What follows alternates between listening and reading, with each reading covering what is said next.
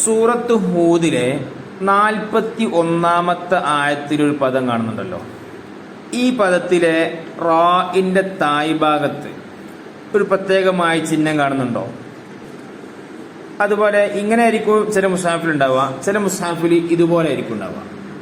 ഒരു ഡോട്ട് പോലെ, ഒരു കുത്തു പോലെ ഉണ്ടാവും. അപ്പൊ എന്തിനെയാണ് അത് സൂചിപ്പിക്കുന്നത് എന്നുള്ളതാണ് നമ്മളിവിടെ പറയാൻ പോകുന്നത്. അപ്പോൾ ഈ ചിഹ്നം എന്തിനെയാണ് സൂചിപ്പിക്കുന്നത്? അതെ, ഇമാലത്തിനെയാണ് സൂചിപ്പിക്കുന്നത്. എന്താണ് ഇമാലത്ത് എന്ന് പറഞ്ഞാൽ? ഇമാലത്ത് എന്നാൽ ഫത്ഹിന്റെയും കസ്റിന്റെയും ഇടയിലായി ഏകാര സ്വരത്തിൽ ഉച്ചരിക്കുക എന്നാണ്. ഫത്ഹിന്റെയും കസ്റിന്റെയും ഇടയിൽ ഏകാര സ്വരത്തിൽ എന്ത് ചെയ്യാ? ഉച്ചരിക്കുക. അപ്പൊ ഇവിടെ എങ്ങനെയായിരിക്കും ഓതുക? അപ്പൊ ഇത് ഓതി കേൾപ്പിച്ച എങ്ങനെ ഓതുക എന്നുള്ളത്.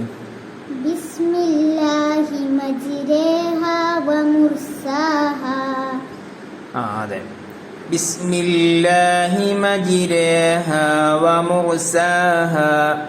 അപ്പോ ഫത്ഹിന്റെയും കസ്റിന്റെയും ഇടയിൽ അല്ലേ? അപ്പൊ മജ്റ എന്നാണോ? അല്ല. മജിരി എന്നാണോ? അല്ല, മജിരേ. അപ്പൊ ഏകാര സ്വരത്തിൽ ഉച്ചരിക്കണം. അതാണ് അതിന് അറബിയിൽ എന്ത് പറയും? ഇമാലത്ത്. അതിലേക്ക് സൂചിപ്പിക്കുന്ന ഒരു ചിഹ്നമാണിത്.